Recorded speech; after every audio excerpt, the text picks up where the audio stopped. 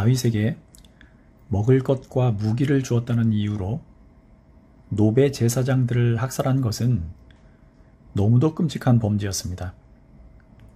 사울의 행위를 보자면 요즘 언어로 표현해서 말 그대로 영끌입니다. 영혼까지 끌어모아 다윗을 죽이려고 작정한 것 같습니다. 이 사륙의 현장에서 간신히 한 사람이 도망을 치지요.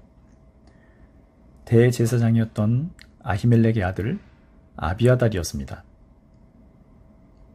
다윗은 아비아달에게서 그 소식을 듣고 매우 침통해합니다. 그리고 이스라엘의 회복을 위해 적극적으로 활동하기 시작합니다. 마침 그때 블레셋 군대가 그일라 지역을 침공합니다. 이곳은 헤브론 북서쪽 약 13km 정도에 위치한 곳입니다. 유다 지파의 변두리 지역이었는데요. 아직은 다윗의 추종자들이 대규모 군대를 조직할 만한 상황이 아니었기 때문에 이때 벌어진 전투는 비교적 소규모 국지전 정도라 여겨집니다. 다윗은 베들레헴 출신이었지요. 베들레헴은 유다 지파에 속해 있었습니다. 따라서 같은 지파 지역인 그일라가 블레셋의 침공으로 피해를 당하고 있으니 다윗이 관심을 두지 않을 수 없었던 겁니다. 다윗은 즉시 여호와께 그일라 지역을 블레셋으로부터 구해야 할지를 물었습니다. 1절과 2절입니다. 다윗은 블레셋 사람이 그일라를 치고 타작한 곡식을 마구 약탈하여 간다는 소식을 들었다. 그래서 다윗은 주님께 여쭈었다. 내가 출전하여 이 블레셋 사람을 쳐도 되겠습니까? 그러자 주님께서 다윗에게 허락하셨다. 그렇게 하여라. 어서 출전하여 블레셋 족속을 치고 그일라를 구해주도록 하여라. 그런데 다윗의 입장을 보십시오. 아둘람 굴에 숨어 지내면서 400여 명의 추종자들을 둔 것이 전부입니다. 이때는 600여 명으로 늘기는 했지만 아무리 소규모라도 철제 무기로 무장했던 블레셋 군을 상대로 전투를 치를 수 있는 여건이 아니었습니다. 당연히 부하들 중에 반대하는 목소리가 나왔습니다. 3절입니다. 그러나 다윗의 부하들이 반대하고 나섰다.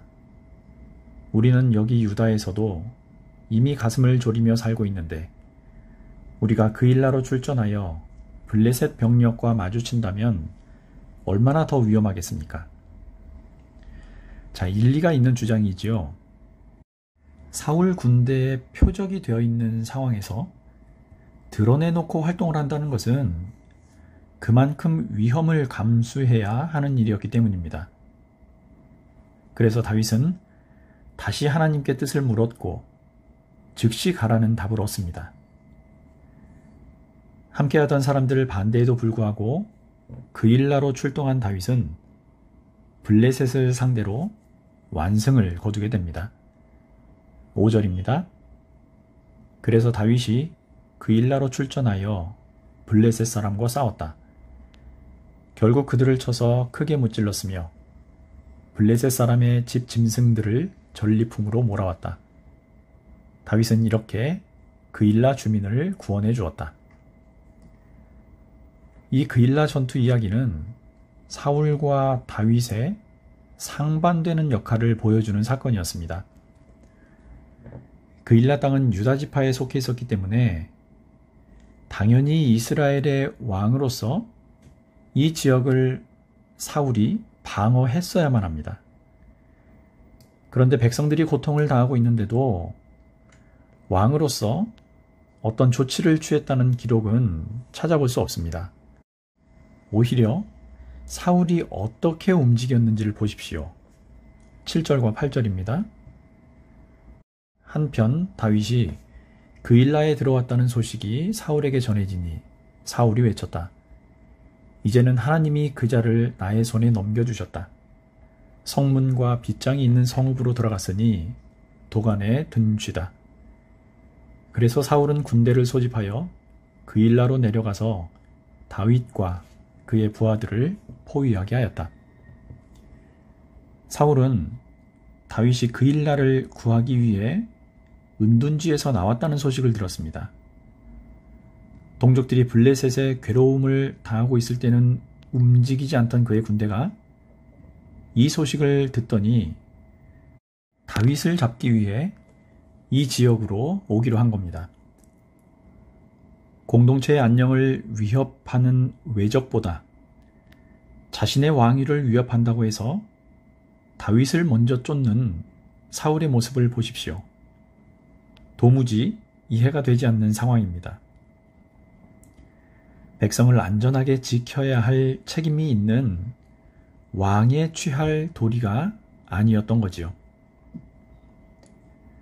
이스라엘 백성들이 처음에 사무엘을 찾아와 왕을 요구했을 때는 그 이유와 목적이 분명했습니다.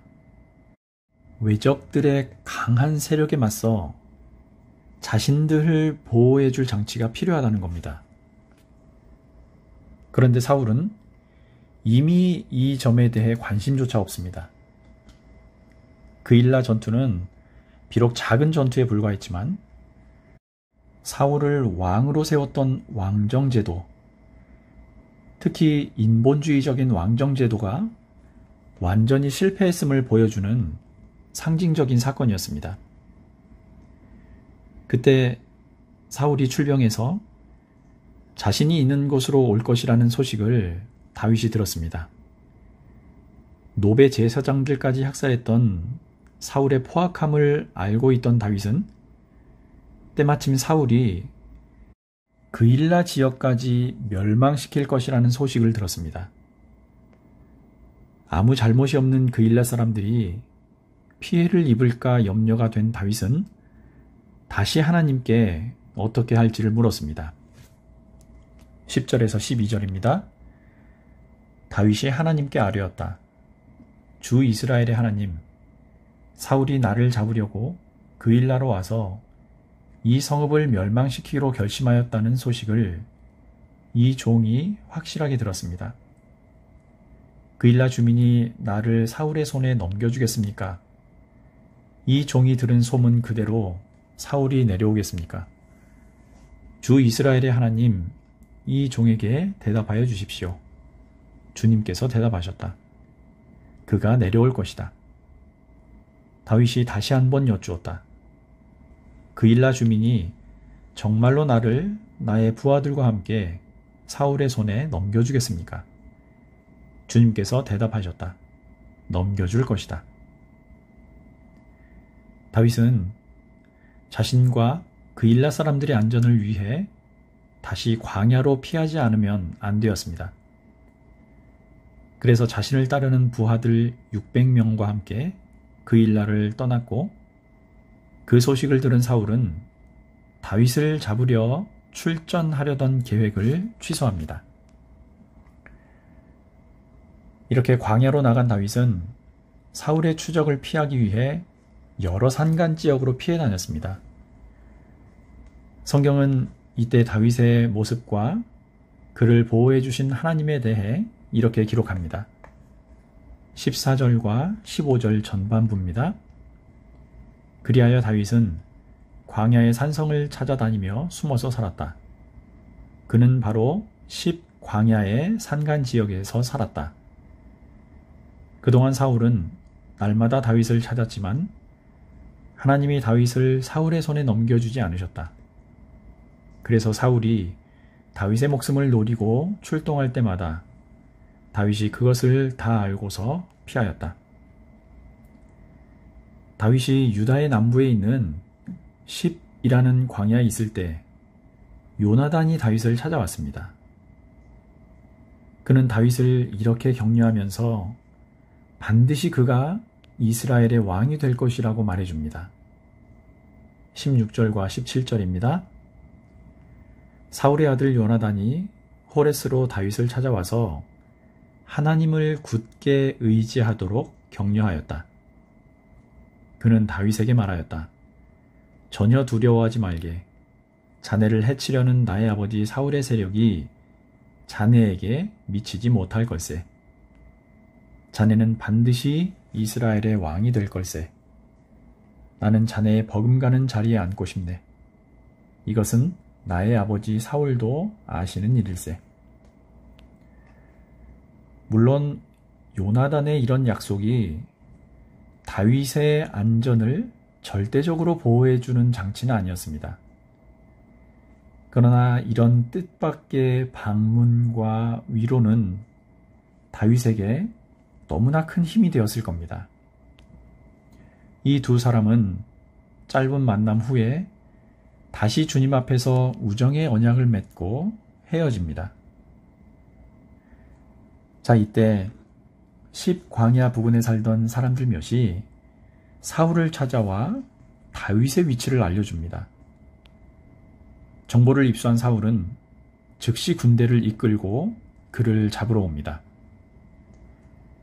다윗도 이 소식을 듣고 몸을 피했는데요. 이번에는 사울의 추격도 만만치 않았습니다.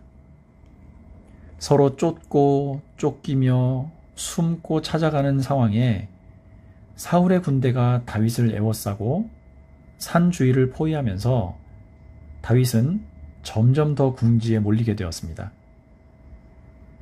그때 사울에게 한 전령이 급한 전가를 하나 가져왔습니다. 그 내용인즉슨 블레셋 군대가 다시 침공해 왔다는 소식이었습니다. 26절부터 마지막 29절까지 보겠습니다. 이리하여 사울은 산 이쪽에서 쫓아가고 다윗과 그의 부하들은 산 저쪽에서 도망하게 되었다. 이렇게 다윗은 사울을 피하여 급히 도망하고 사울과 그의 부하들은 다윗과 그의 부하들을 잡으려고 포위를 하는데 갑자기 전령 한 사람이 사울에게 와서 블레셋 족속이 쳐들어왔으니 어서 돌아가야 한다고 보고하였다. 사울은 다윗을 추격하다 말고 돌아가서 블레셋 족속을 맞아 싸우러 나갔다. 그리하여 그곳 이름을 셀라하마느곳이라고 부른다. 다윗은 엔게디 산성에 올라가 거기에 머물러 있었다. 사울이 다윗을 잡으려는 순간 마침 블레셋 군대가 들이닥쳤다는 것은요, 어쩌면 우연일지 모릅니다. 그러나 성경은 이런 사건들을 통해서 하나님께서 당신의 택하신 일을 절대 멈추지 않으시는 분이라는 것을 보여줍니다.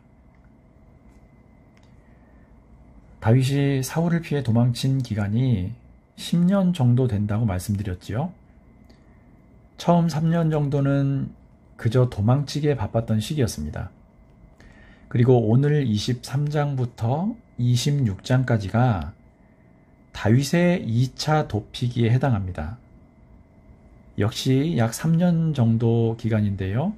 이 시기 동안 다윗은 극심한 고난과 수없는 좌절을 겪었습니다.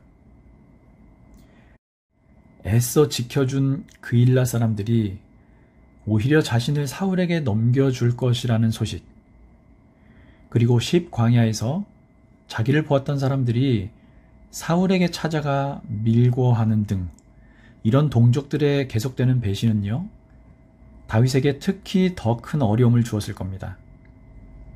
그래서 다윗은 이런 도피 생활 중에 사람에게 소망을 두지 않고 하나님만을 가까이 하는 신앙을 더욱 더 깊게 갖게 되었습니다. 자, 그의 고백과 신앙을 확인해 볼 수 있는 곳이 있습니다. 시편 54편인데요. 이 시의 부제는 이렇습니다. 다윗의 마스길. 여기서 마스길이라는 말은 교훈이라는 뜻입니다. 인도자를 따라 현악에 맞춘 노래. 10사람이 사울에게 이르러 말하기를 다윗이 우리가 있는 곳에 숨지 아니하였나이까 하던 때에. 자, 오늘은 이 시편 54편을 함께 보겠습니다. 1절부터 7절까지인데요. 동족에게 계속해서 배신을 당했던 마음과 하나님을 붙들려는 마음이 그대로 표현되어 있습니다. 한번 같이 보겠습니다. 하나님, 주님의 이름으로 나를 구원하시고 주님의 권세로 나의 정당함을 변호하여 주십시오. 하나님, 나의 기도를 들으시고 이 입으로 아뢰는 말씀에 귀를 기울여 주십시오. 무법자들이 일어나 나를 치며 폭력배들이 내 목숨을 노립니다. 그들은 하나같이 하나님을 안중에도 두지 않는 자들입니다. 그러나 하나님은 나를 돕는 분이시며 주님은 내게 힘을 북돋워 주는 분이시다. 원수가 나에게 악한 짓을 하였으니 주님이 내 원수를 갚아주실 것이다. 주님의 진실하심을 다하여 그들을 전멸시켜 주시기를 빈다. 내가 즐거운 마음으로 주님께 제물을 드립니다. 주님, 내가 주님의 선하신 이름에 감사를 드립니다.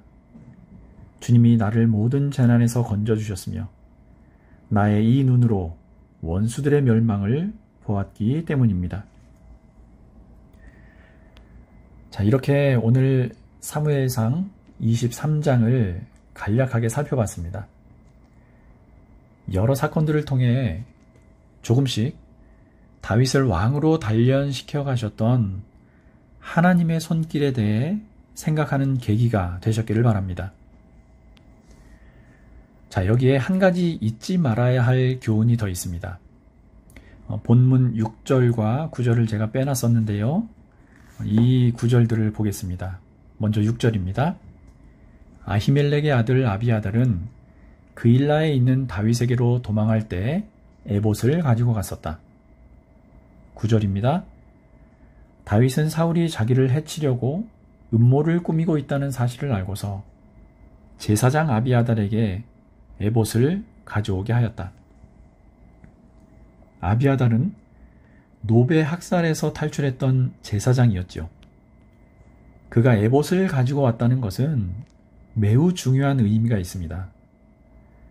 에봇이란 제사장들의 옷 위에 걸쳐 입는 겉옷 같은 것인데요. 이 에봇에는 우림과 둠밈이라는 것이 들어 있었습니다.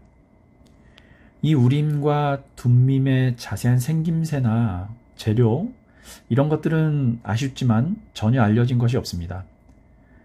다만 제사장이 이것으로 하나님의 뜻을 물었습니다. 마치 제비를 뽑는 것처럼 하나님의 뜻을 묻고 이 둘 중에 하나를 선택하면서 그 답을 얻은 거지요.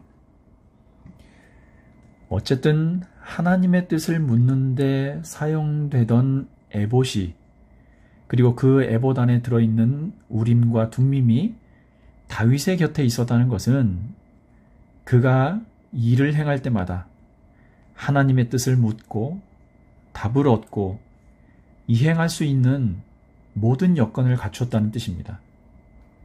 그래서 에봇 이야기가 23장에 이렇게 들어가 있는 겁니다. 자, 이렇게 오늘 사무엘상 23장을 살펴보았습니다. 다윗이 겪는 일들을 이렇게 살펴보는 이유는요, 하나님이 어떤 분이신지를 알기 위해서입니다. 이 이야기를 통해서 하나님은 당신을 신뢰하는 자녀들을 끝내 좌절하게 만들지 않는 분이라는 것, 주신 환난이나 어려움 이상으로 복과 위로를 주시는 분이라는 사실을 깨닫고 기억하시기 바랍니다. 다윗에게 유일하고 흔들리지 않는 피난처가 되어주셨던 하나님께서 이제 저와 여러분들의 견고한 피난처와 안식처가 되어주실 것을 확신합니다. 평생 그런 복을 누리며 사시기를 주님 이름으로 축원합니다.